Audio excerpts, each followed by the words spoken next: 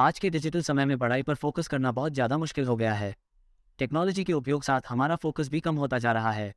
आज स्टूडेंट्स जितना अपनी सुविधा के लिए mobile, laptop, YouTube, online course का सहारा लेते हैं, उतनी ही उनकी मेंटल एबिलिटी कम होती जा रही है। स्टूडेंट्स अपनी हर छोटी से क्वेरी के लिए गूगल या फिर यूट्यूब का सहारा ले लेते हैं, क्योंकि वो सुविधा फास्ट है, फ्री है और साथ ही उसमें खुद का माइंड लगाना नहीं पड़ता।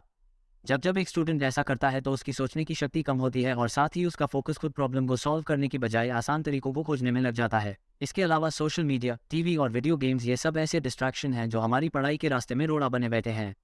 इन चीज़ों से हमारा मन नहीं भरता और हमारा मन पढ़ाई से ज़्यादा इन चीज़ों की तरफ भागता है। हम 10 मिनट पढ़ते हैं और फिर मोबाइल में कुछ ना कुछ देखने लग जाते हैं। हमारा ध्यान अपनी पढ़ाई पर कम और फेसबुक के नोटिफिकेशंस में ज़्यादा रहता है। पढ़ाई में फोकस ना बना पाने का एक सबसे बड़ा कारण हमारा फ़ोन ही है। जब से ऑनलाइन स्टडी को बढ़ावा मिला है, स्टूडेंट्स का फोकस मोबाइल की तरफ और भी ज़्यादा हो गया है। इससे पहले कि हम आगे बढ़ें, मैं आपसे अनुरोध करूंगा कि कृपया लाइक करें और सब्सक्राइब बटन दबाएं ताकि हम भविष्य में ऐसे शैक्षिक वीडियो बनाते रहें।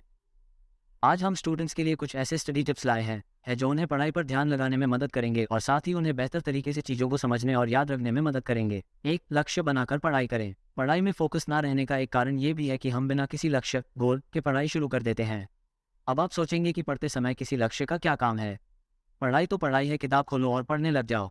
लेकिन ऐसा सही नहीं है। जब भी आप किसी विषय को पढ़ना या सीखना शुरू करें तो सबसे पहले ये सोच लें कि आपको कितनी देर तक पढ़ाई करनी है या फिर आप एक चैप्टर को कितना समय देंगे। मान लो आप किसी चैप्टर को पढ़ना शुरू करते हैं तो आप उसके लिए खुद को 1 घंटा दीजिए और उस 1 घंटे में आपको उस चैप्टर को पूरा पढ़ लेना है और जब तक आप उसे पूरा पढ़ ना लेना तब तक आपको किसी और चीज़ पर ध्यान नहीं देना है। समय आप अपने अनुसार बढ़ा सकते हैं। इसी तरह पढ़ते वक्त आपको छोटे छोटे गोल्स बनाने हैं ताकि आपका फोकस अपनी पढ़ाई से ना हटे। टू शेड्यूल बनाकर पढ़ाई करें। स्टडी शेड्यूल बनाकर करने से आपको इस बात की जानकारी रहती है कि आपको किस वक्त क्या पढ़ना है और कितनी देर पढ़ना है, किस वक्त आपको खेलना है या फिर कोई और काम करना है। कई स्टूडेंट ऐसे होते हैं जो जब मन आई तब किताब लेकर पढ़ने बैठ जाते हैं और कुछ देर बाद उन्हें कुछ और काम याद आता है तो वो पढ़ाई छोड़कर उसमें लग जाते हैं। इसलिए अपनी पढ़ाई का नियमित टाइम टेबल या शेड्यूल बना लें। उस शेड्यूल में खेलने का समय, पढ़ाई से ब्रेक का समय, खाने पीने का समय, मोबाइल यूज़ करने का समय, सबको अलग अलग कर लें। उस शेड्यूल के हिसाब से पढ़ाई के वक्त सिर्फ पढ़ाई करें और बाकी चीज़ों को भूल जाएं।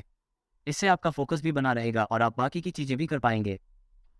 3, ध्यान भटकाने वाली चीज़ों को दूर रखें। ध्यान भटकाने वाली सबसे बड़ी चीज़ वैसे तो हमारा फ़ोन ही है, लेकिन इसके अलावा और भी कई चीज़ें हैं जो पढ़ाई के वक्त हमारा ध्यान भटकाती हैं, जैसे किसी के बोलने की आवाज़, टीवी की तेज़ आवाज़, बच्चों के रोने की आवाज़ आदि।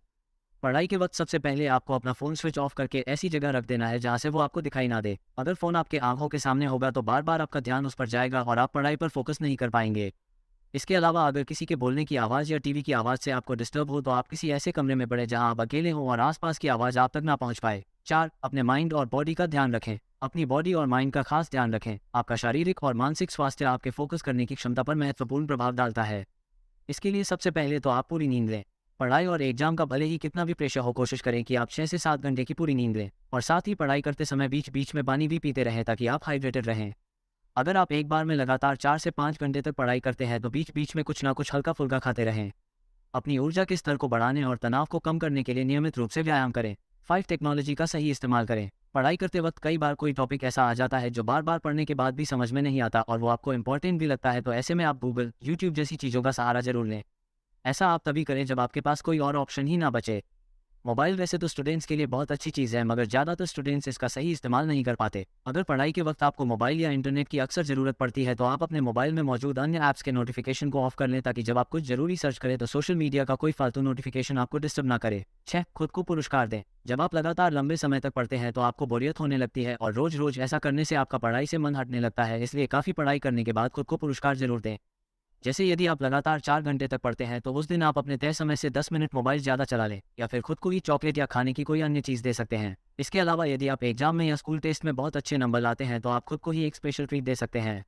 सुनने में ये बातें बड़ी बेतुकी सी लगे, लेकिन जब आप ऐसा कुछ करने लगेंगे तो आपका मन पढ़ाई के लिए हर वक्त मोटिवेटेड रहेगा और अंदर ही अंदर आपको बहुत अच्छा फील भी होगा। अपनी मेहनत के लिए खुद को रिवार्ड देना ना भूलें। अपनी अचीवमेंट्स का जश्न मनाएं और खुद को रिचार्ज करने के लिए ब्रेक लें। आपको अपनी पढ़ाई पर ध्यान केंद्रित करने के लिए अनुशासन, एकाग्रता और अपने लक्ष्यों को प्राथमिकता देने की आवश्यकता होती है। विशिष्ट लक्ष्यों को निर्धारित करके, एक स्टडी रूटीन बनाकर, डिस्ट्रैक्शंस को दूर करके, अपनी बॉडी और माइंड की देखभाल करके, टेक्नोलॉजी का सही से उपयोग करके और खुद को रिवार्ड देकर आप एग्जाम में सफलता प्राप्त करने के लिए ध्यान और प्रेरणा विकसित कर सकते हैं। Thanks for watching. Please like and press the subscribe button.